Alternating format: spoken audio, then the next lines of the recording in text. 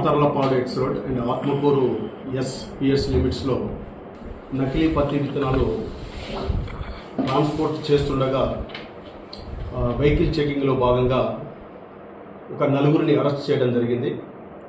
వాళ్ళను రిమాండ్ కూడా తరలించడం జరిగింది. అందులో భాగంగానే ఫర్దర్ ఇన్వెస్టిగేషన్లో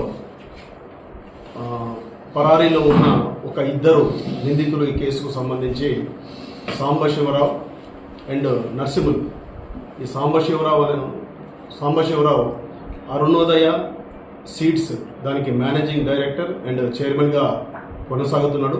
తర్వాత నర్సింహులు ఏదైతే విత్తనాలు ట్రాన్స్పోర్ట్ చేసే బోలెరో వెహికల్కు డ్రైవర్గా వ్యవహరించడం జరుగుతుంది. ఇతను ఎక్కడ ట్రాన్స్పోర్ట్ కావాలంటే అక్కడికి వాటిని లోడ్ చేసుకొని పోయి అక్కడ డెలివరీ ఇవ్వడం జరుగుతుంది.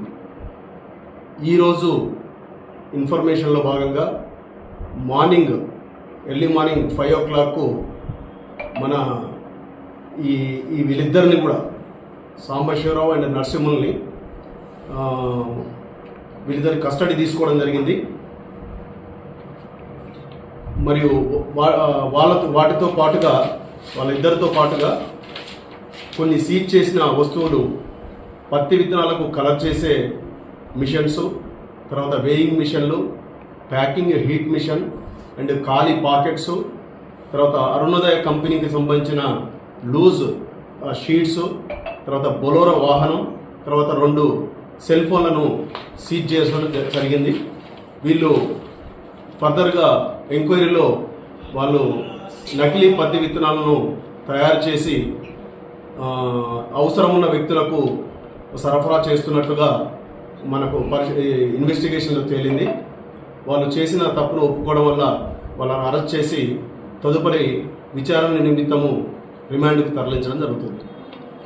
9/6/2025లో అంటే ఆ రోజు 39 బ్యాగ్స్ను మొత్తం కూడా అప్పుడు సీజ్ చేయడం జరిగింది. దాని మొత్తం అమౌంట్ వచ్చేసి 65 lakhs ఖరీదు చేసే పత్తి విత్తనాలు అప్పుడు ఆ రోజు స్వాధీనం చేయడం జరిగింది. అందులో భాగంగానే ఈరోజు మిగతా ఇద్దరిని కూడా కస్టడీ తీసుకోవడం జరిగింది. ఈసారి ఎక్కువగా ఆ తయారీ చేసే యంత్రాలను మరి ప్యాకింగ్ చేసే కవర్స్ను వాటిని పెద్ద మొత్తంలో స్వాధీనం చేసుకోవడం జరిగింది. అదేవిధంగా ట్రాన్స్పోర్ట్కు వాడే బొలోరో వాహనాన్ని కూడా ఈరోజు సీజ్ చేయడం జరిగింది.